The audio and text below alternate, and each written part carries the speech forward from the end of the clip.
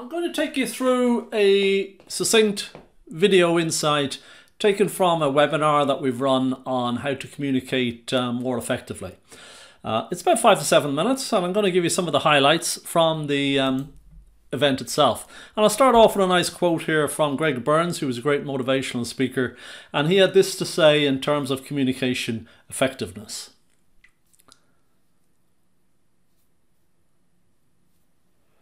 Yeah. Most problems arrive with hair on top. We all know the fundamentals of communication, folks, are that communication is utilizing often 3 different types, if you like, either in combination or in isolation. We got the visual, we got the auditory, and we got the kinesthetic, where we decide, oh, let me tease this out with you and let's get a sense of what's going on, and that's kinesthetic. And there are certain barriers to effective communication, and there are consequences to those barriers as well. And it's important to note, you know, what creates noise between one person and another that becomes a showstopper in terms of communication effectiveness. And it can be anything from an emotional baggage or the language that the person is using, or in fact the timing may not be great. But the consequences is important to kind of get a sense as to, you know, what's the downside of communication breakdown.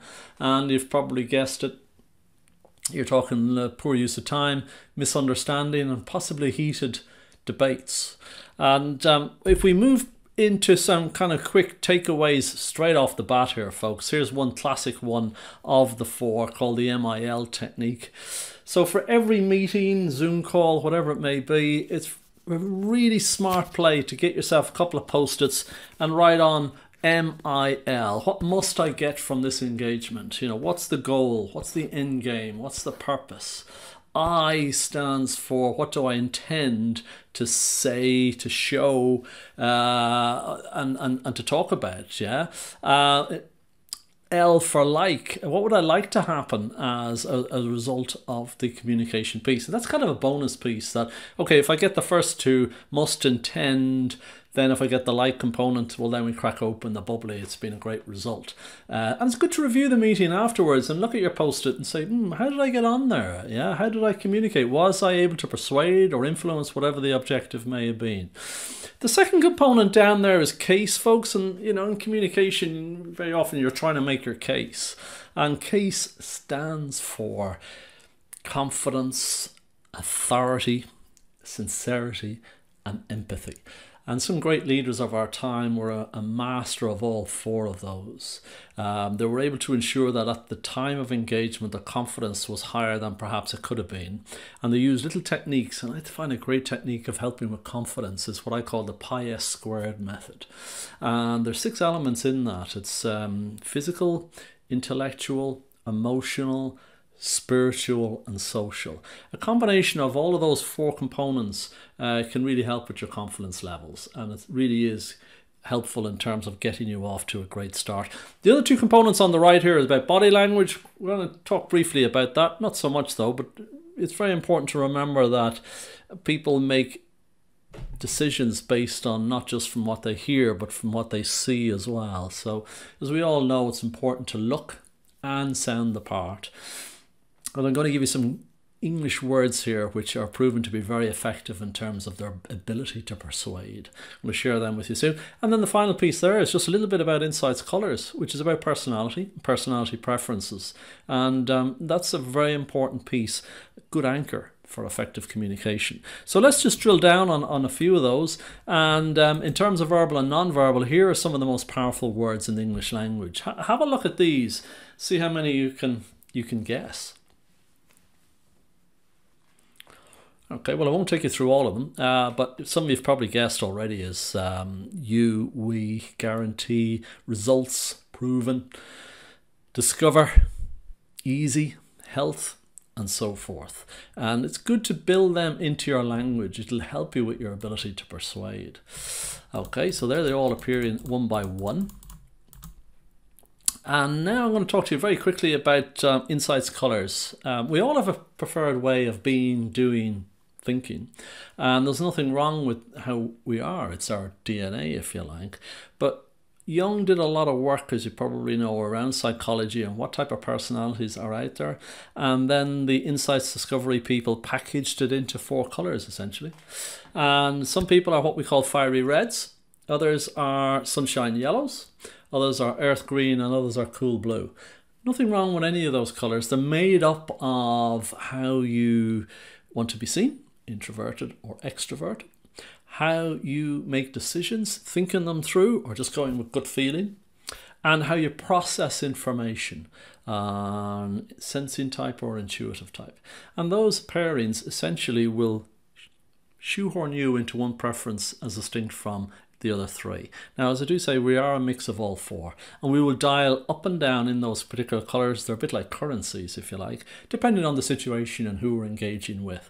I mean, as you probably know, on occasion there are certain people that we just see eye to eye with, and it's probably because they're just like us. We get on great. But there are people out there that we don't quite see eye to eye with, and it's a good idea to kind of get a sense as to what their strengths are as well as their weaknesses, let's say. Because if they're not like you, you're more than likely going to see their weaknesses first rather than their strengths. But as you can see from this graphic here, wow, they all bring a lot to the table. If I had a problem that needed to be solved, I'd like to put 4 people around the table: 1 fiery red, 1 sunshine yellow, 1 earth green, and 1 cool blue, because they all have a different lens, and as long as I respect and encourage those different lenses to who I am, then I'm likely to be more receptive to an outcome which is best fit. And again, if we drill down even further, on a good day, you can see the type of characteristics that are in play. We would find a lot of entrepreneurial types, enterprising type individuals are the red zone, some great commercial teams in the yellow space, some great HR people in green, and engineers and accountants in the blue space.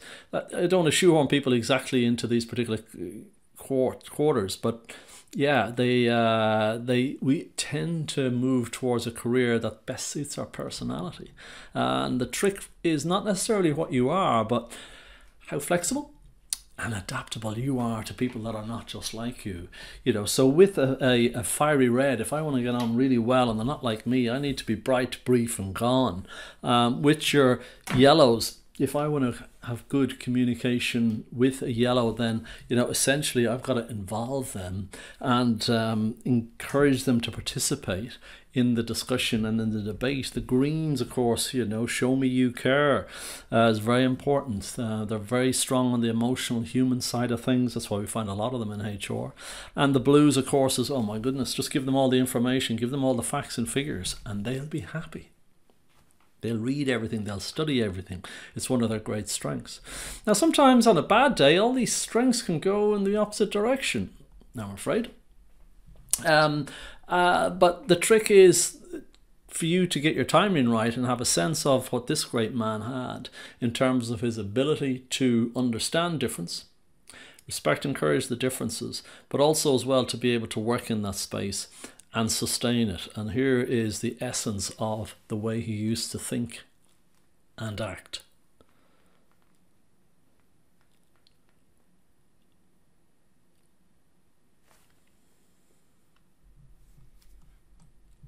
Okay, so there we are, folks. It's just a little snapshot on a workshop that we do on communication effectiveness. If you want to know more, drop me a note, give me a ring direct, and we'll see how we can help you. So look, it's not rocket science. I think you got this. And thank you for inviting me into your workspace, and best of luck with becoming a better communicator, because at the end of the day, a lot of problems arrive with hair on top.